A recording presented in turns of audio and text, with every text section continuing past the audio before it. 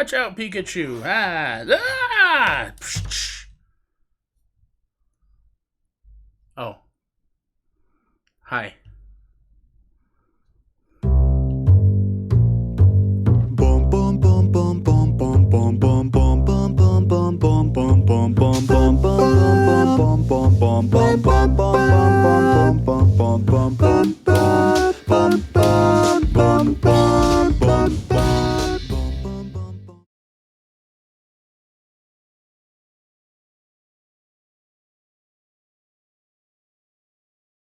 I always forget to turn my microphone on. Hey everybody, I'm Jim, and I'm having a little fun today. This is just something I built. I put one of my 3D printed Pikachus on a little car that I made from pieces in the kit.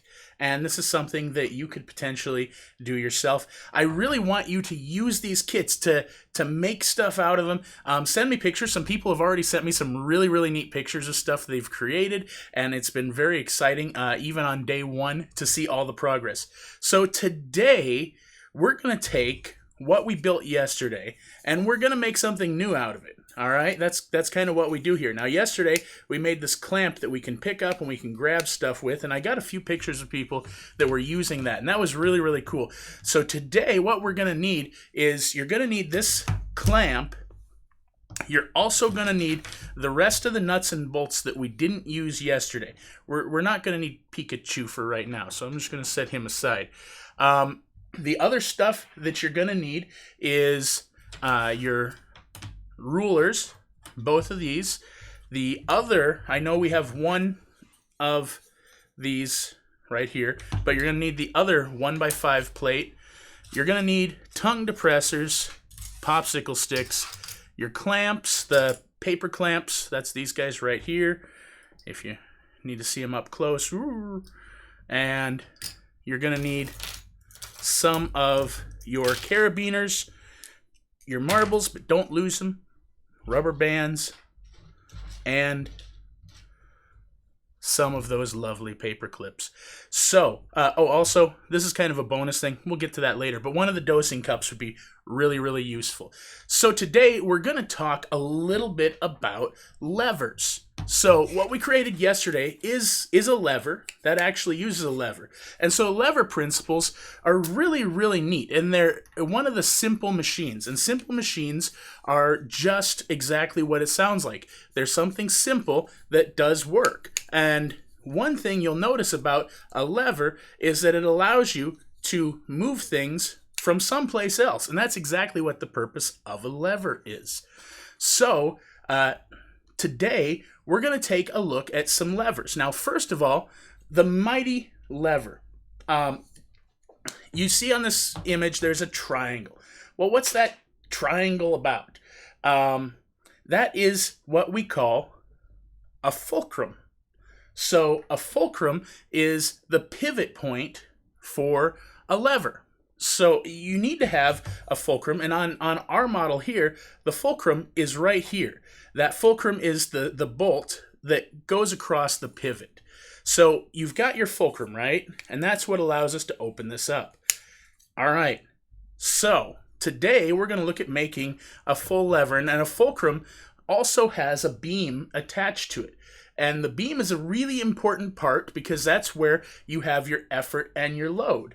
Effort and load are two pieces that you need to have for everything to work properly in a lever. You need to have a place where, I'll show you on this. So you've got your fulcrum, you need to have a place where the work is done, and then you need to have a place where you are applying your effort to do the work. That's how they work. All right, so we've got our fulcrum, we've got our beam. Now, the big thing about levers is that they are basically designed to do work. They're a machine.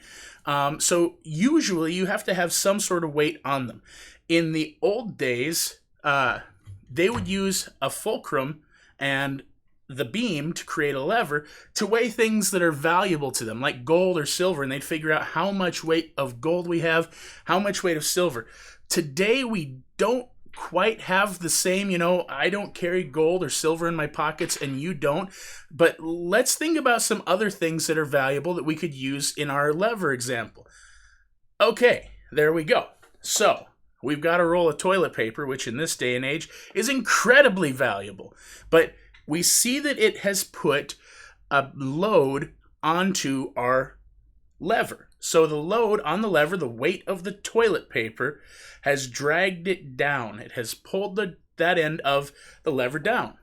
So to combat the load, we need to apply an effort. So an effort could be a person pushing on it or pulling on a lever. It could be a mechanical process. It could just be another weight. I could take something and set it on there. And that's exactly what we're going to do in our example. So here's our fulcrum, and we're going to add some weight on the other side to provide effort to counteract our load. Boom. So now silver and gold were the old standards. Today, we've shifted. We have Purell, we have toilet paper. Those are our modern day valuables. But you'll note they're the same weight, so our scale is balanced. Everything in this picture is perfectly balanced. We have our fulcrum in the middle, and on either end of our beam, we have the load being applied by the toilet paper, and then we placed the Purell on the other side as effort to deal with the load. But here's the question I have. What happens if we move the fulcrum? So on our example right here, our fulcrum is not in the middle. Look where this is at. This is basically, 1, 2, 3, 4. This is 3/4 of the way over here. Now, I don't know if you experimented with your grabby deal. I think that was the official name we decided on yesterday. But if you did, maybe you noticed that when you pull on this side, you have to put a lot of effort into it. And when you pull on this side, it's a lot easier. So there's something going on there, and we'll explain that in a second. But let's go back to our graphic. So you've got our balanced scale. You've got our effort and our load, which are working together, and they're about the same weight. Okay. Hi, Maureen. She's commenting on our Facebook channel. Don't forget, you guys can comment on our Facebook and YouTube channels. This is live. If I see your comments, I'll do my best to answer questions or respond to comments. But otherwise, we're going to keep going. So what happens, though, if we move that fulcrum? So now we've moved the fulcrum all the way over here to the right side. And what you're going to see is that with that fulcrum moved over, we're back out of balance. Nothing's changed. We have the same weight. The beam weighs the same as it did. The toilet paper weighs the same as it did. And the Purell weighs the same as it did.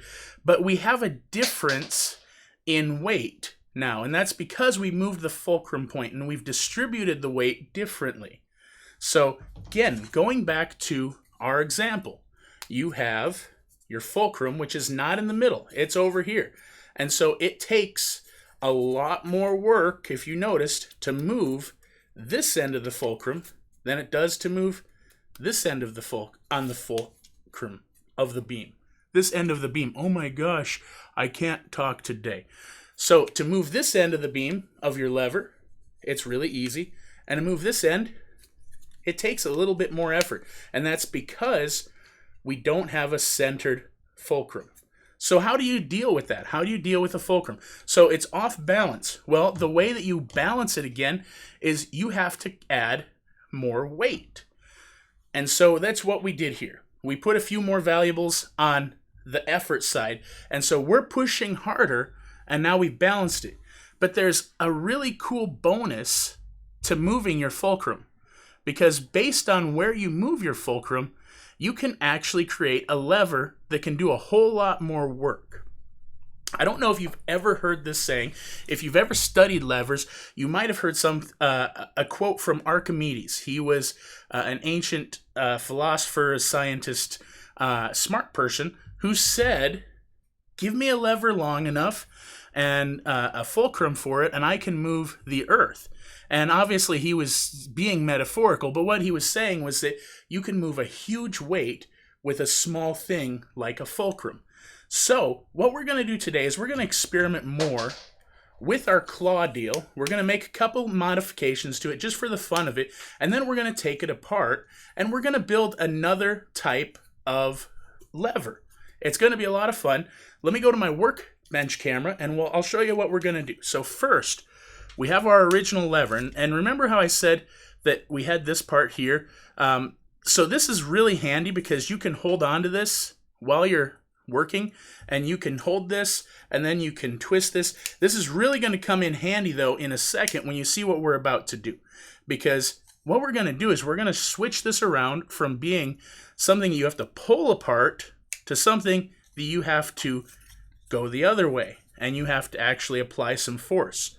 So, before I go any farther, I'm going to move this piece back down to the middle, and we're going to drop a screw. Actually, I'm going to come up from this side.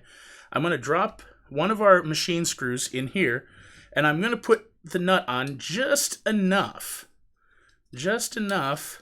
so that it's attached. And you'll see this moves around a lot. That's how it's supposed to be. What we're going to do next is on this side. So see where our rubber band is, how it's on this side? On this side, we're going to take our rubber band. I'm just going to use this one.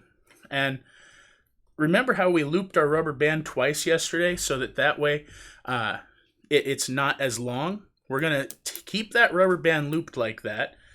And I'm going to put one end on this side.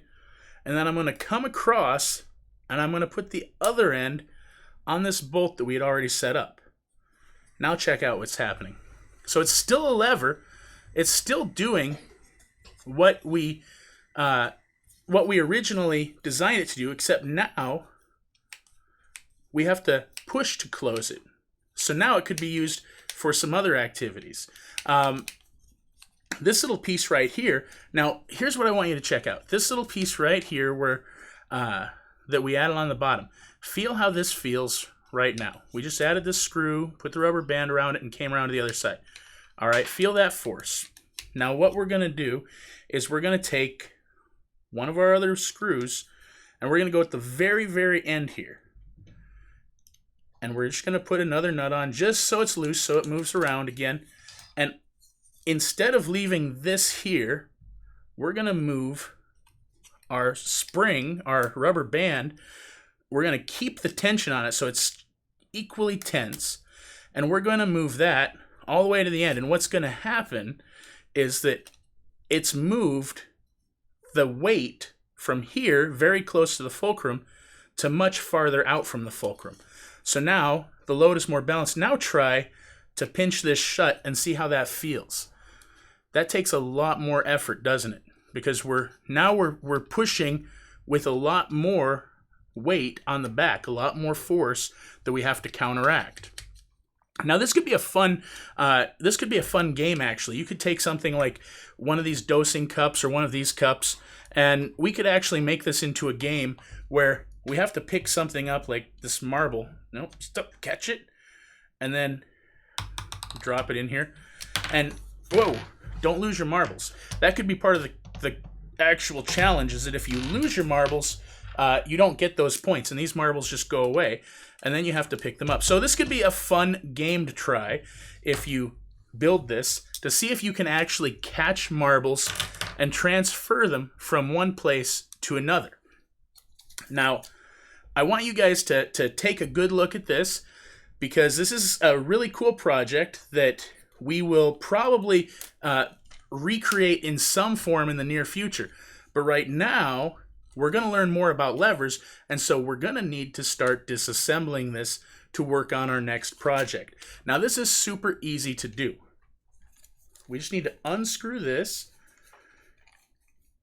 All right, and we're going to take all these parts off, and then we're going to take that off, take this off here.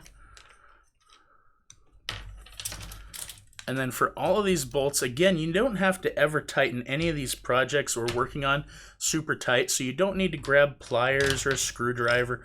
You can just do this with your good old-fashioned finger tightness, and that should be just fine.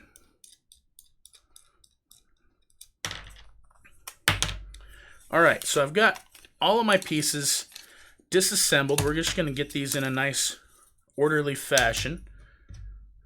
Put these over here. Collect all of our parts.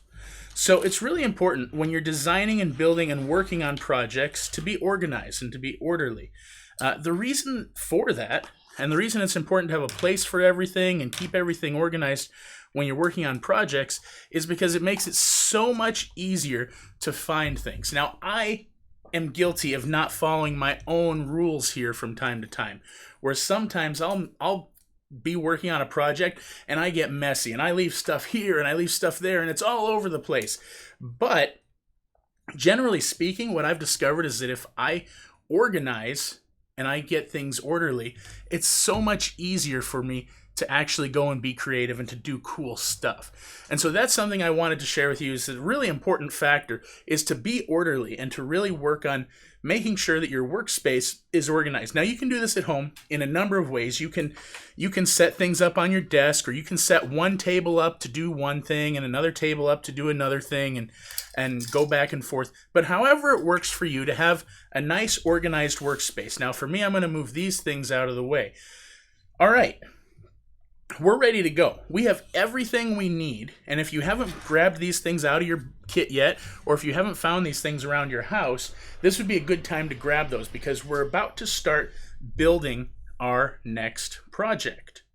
All right, to start this project, we need to take 2 of these guys, our L brackets that we've used already once. Now, what we're going to do with the L brackets, let me switch over here to this one, is that we're going to line them up so it's kind of like a T. Again, remember yesterday, Thor's hammer, same joke. But we're going to drop one in here, and we're going to tighten it as tight as we can get it with our fingers. And then once we've got that, sometimes they get stuck, and that's okay. As tight as we can get it with our fingers. Then we're going to go just a little bit higher, and we're going to do that again up here. And so on our camera, you can see that we're putting on the second one, so that when we're finished, we're going to have a very tall tower. Now, this tower, this is our fulcrum. This is our object that is going to be the pivot point for our amazing, super cool lever. So with this being our fulcrum, I'm going to move this camera so it's a little upward angle. There we go. So now you can see the whole thing. So with that being our fulcrum, we're going to make the pivot point this top hole. Before we get there, though, what we have to do is we have to make our beam. So to make our beam today, we're going to take our 2 longer ruler pieces. And what you're going to do is line them up. And the way you're going to line them up is move them together. So now we've got 2 holes lined up. We actually need 3 holes lined up. So those first 3 holes.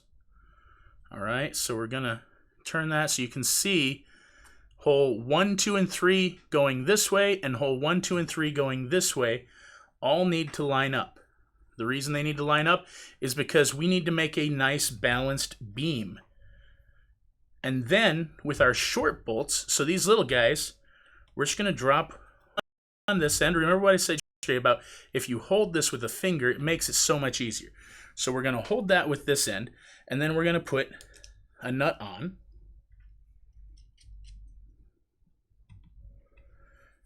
And then we're going to do the same thing on the other side of that. So on the first and on the third, first and third,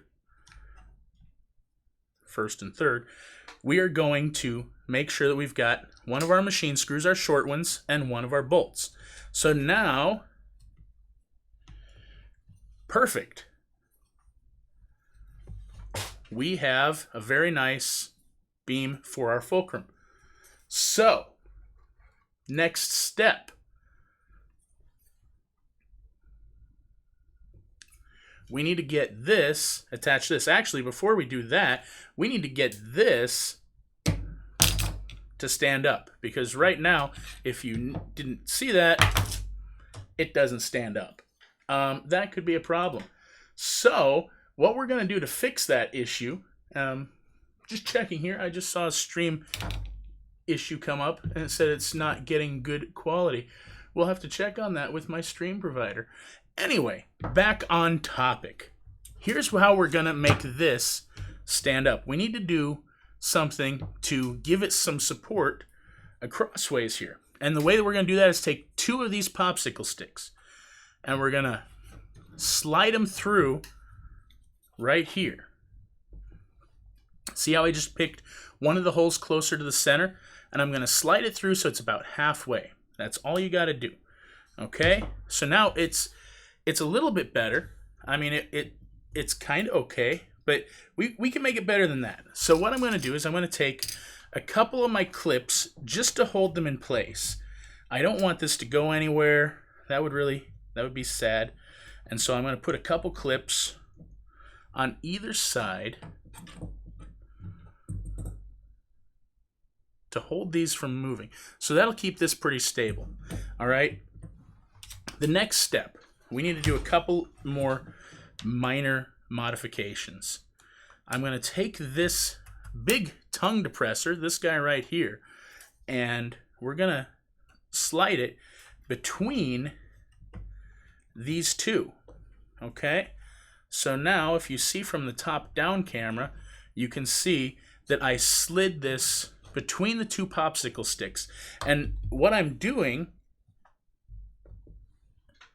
is I'm lining it up so that this tongue depressor right here is lined up parallel to the 2 brackets. So these popsicle sticks are a little higher, so I'm putting the tongue depressor on there so it's lower, and it just about lines up with the top of the popsicle sticks. So if you're doing this at home and you're going, how do I get this about the right height? It should be just about lined up there. And then just for a little extra support, what I'm going to do is I'm going to take one of my big clamps and I'm just going to put a clamp right here. All right, so this side's really good. It could still tilt this way. And so same exact thing on this side. We're going to take one of our tongue depressors. We're going to slide it in here. I'm going to pinch this little guy like so to open it up so I can slide this tongue depressor in there. And then I'm going to make sure that these are pushed down really well so they're not going anywhere. And once I've got this straight the way I want it, and you might have to adjust it just a little bit to make it just right, I'm going to put another big clip on just to hold it in place. All right, this is really good. This is right now very, very stable. It's not going to go anywhere. All right, so next up, we need to take this and we need to add our beam to it. Where's our beam? It's right here. So we're going to take our beam, and here's how we're going to do this. We're going to take the beam, and then we're going to put this on the top, just like so. You should have at least one long screw left. So we're going to put that long screw through, so it's just like this. And then screw it into the back here. All right, so the principle of the lever is one where you can use it to make something that determines weights. And so, for example, right here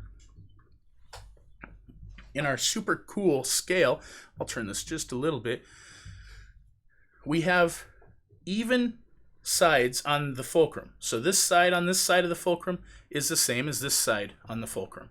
And with those 2 balanced sides, you can do some pretty cool stuff. So here we go. Take 2 of your cups. You've got these 5-ounce cups that came in your kit. All right? So now you've got those cups. You should have more clips. I stole a couple of my clips to make Pikachu's little racer here. I'm sorry, Pikachu. I choose your clips, and you just got to take a break. Now, just note, I did have him in a seatbelt today, so he was safe, even though I was being reckless earlier. So now I have my 2 clips. The little guys, I have 2 cups. I'm going to put 1 clip, on each cup. Like so. And then we need 2 of our carabiners, and it doesn't matter what colors they are. What we're going to do is we're going to put the carabiners through the inside of the two hooks. And what I mean by that is if you look at these binder clips, they have these little hooks that you can hold on to. And I put it on the inside one, the one that's inside the cup. That's going to give us just a little bit more balance. So once I've done that, I'm going to hang one on one end. Now here's something interesting to notice.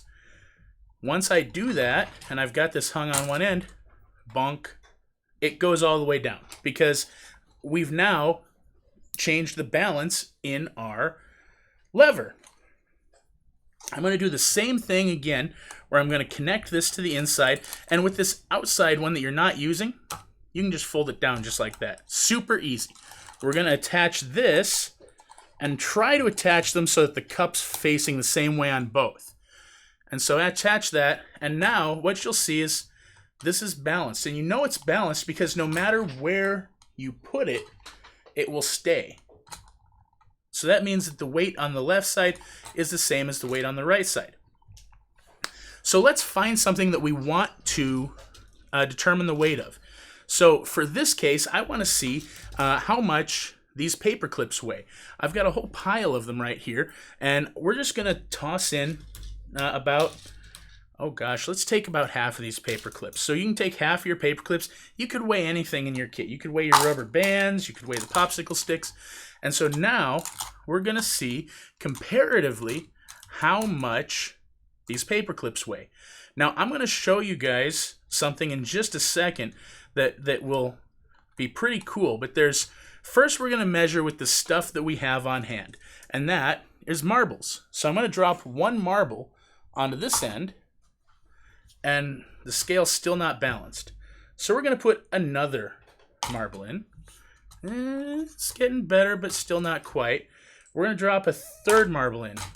All right, so that is a little bit heavier than this. So let's see, maybe I can get this to balance by putting in a few more paper clips. Oh, all right. We'll take one more out. There we go. So this is pretty close to balance. So I have 3 marbles on this side, and I have about, I don't know, half of my paper clips, so about probably 15, 20 paper clips on this side. Now, this is a kind of a rough estimate on how much something weighs. Now, if I was going to trade, for example, if I was a paper clip trader and you came to me and you said, I'm a marble trader, I need marbles, you need paper clips, let's trade. Cool. All right. So I've got this many paper clips and I want the equivalent weight in marbles. This is how you can figure it out. Now, if you're in the United States, there's a way to measure things, and we measure things in pounds. Pounds are broken down into ounces. If you've ever wondered how we figured out that weight, it's actually kind of cool. This is a 1 ounce dosing cup. So if you look at the top here, it will actually say, and I don't know if I can make it say, yeah, you'll see fluid ounces 1, which is the equivalent of 8 drams, which is another unit of measure. Now what we're going to do with this is I'm going to show you something. This is just a little aside. You don't have to do this experiment unless you want to. But we're going to measure this thing out, and I'm going to fill it all the way up to the 1 ounce mark very carefully because I don't want to spill. And then I'm going to pour it in here in my other side. Wow, that's heavy. All right. So now what we have is we have a scale that has 1 fluid ounce of water on one end, and it has some paper clips on the other side. So I'm going to show you how to figure out how much an ounce weighs. I took my paper clips out for a second. I put marbles in. So there's 2 marbles, there's 3 marbles, there's 4 marbles, 5 marbles. I've put all 6 of my marbles in, and that just barely balances the scale. It's a little bit heavier. So here's the cool fact with that. If I've got my scale right here, and I have 1 fluid ounce of water on this side, and I have the equivalent weight of 1 fluid ounce of water in marbles on this side, which is about 6 marbles, then what I have created is a 1 ounce scale. So if you, for example, if you take a pound and you put that on one side of the scale, you can actually measure the equivalent ounces in water. So that's how this works. And actually, we've got a guest coming in. Hello! That's okay, you can come in during the live program. Their kits are right in front of me, right there for you. Thank you. So thank you so much. And you think 1 is good for family? Oh yeah. Oh gosh, yes. Okay. So for those of you who are watching, 1 kit is definitely good for a family. I've seen some pictures. I actually saw somebody who came in and they sent me some photos. They had several kids working off of 1 kit and they loved it. It was absolutely great. Okay. So thank you for coming in. With somebody else. Oh, awesome. Thank you so much. You. And for those of you who are wondering, if you need another kit, you can order those. If you decide that you want to get a kit for somebody else, you can also get those. And for the people who have already ordered a kit, we're waiting on a couple things to come in, and then we'll be able to get them out. All right, we're running out of time here, and I want to make sure that we finish our experiment. We've got about 10 minutes or so before I'm done with this episode. And so what I want to do now is I want to go back to that principle of moving the fulcrum. So we have basically a balanced scale here. We have 1 ounce of water, and we have 1 weighed ounce of marbles. Cool. All right. Now, I'm going to take my water. I'm going to get rid of that because I don't want to use the water since that's not something you have. All right. And then we're going to go back to good old-fashioned paper clips. And I'm going to load about the same number of paper clips as I had before on here. All right, we're going to put this on here. And go back to our 3 marbles, which had us pretty close to balanced. Not exact, but it's pretty close. Okay, we'll get it exactly balanced. So that way, there we go. That's exactly balanced. So you remember what I said. If a scale is balanced, you can move this anywhere and it will work. All right, so we've got our balanced scale, paper clips on one side. Now here's the fun part. We're going to turn this around, and I'm going to hold my beam with my finger on the fulcrum screw. And I'm going to unscrew it. And we're going to take our fulcrum screw out, and I'm going to move that way over here. Actually, no, you know what? Let's move it way over here. I'm not going to put it in the one right next to the marble cup. I'm going to put it in one space away. And so we'll put the screw through. I'll hold it with my finger again and put that in here.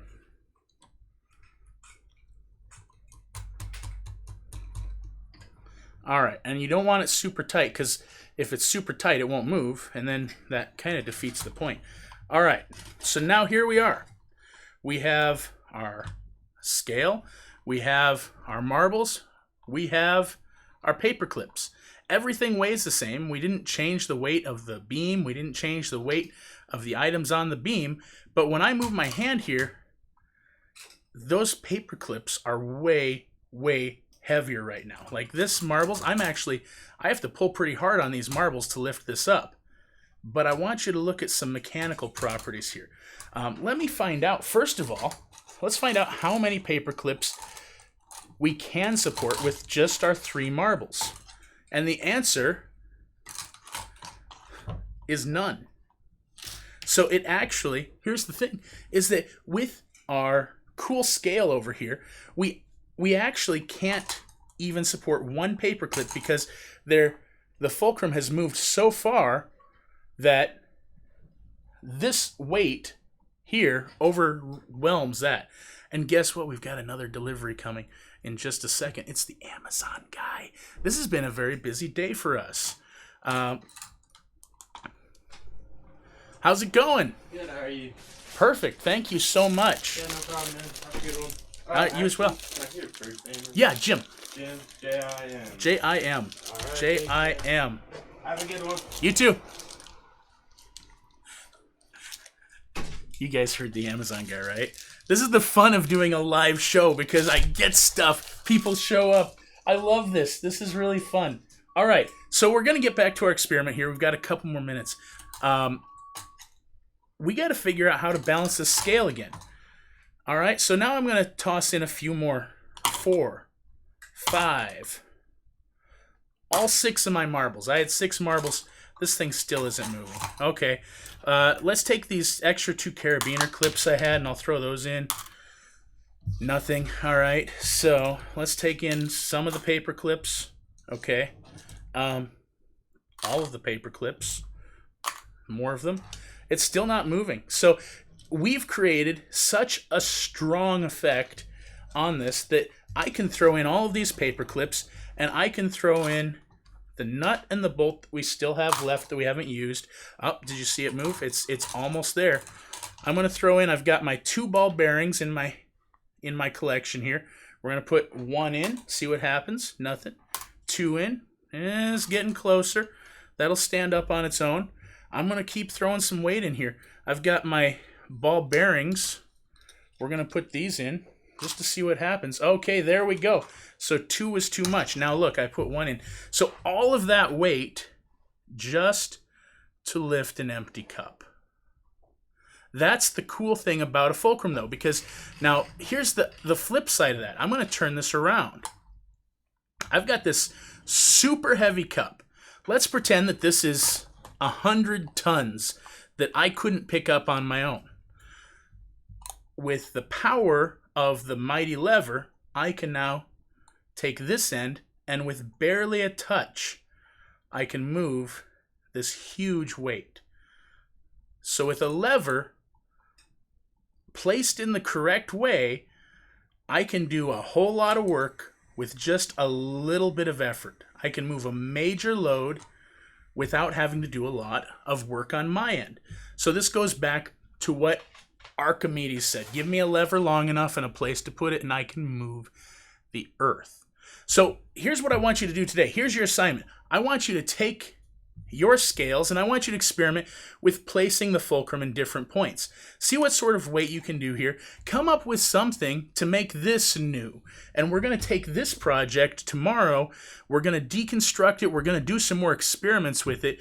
And we're going to make something new here at Made New.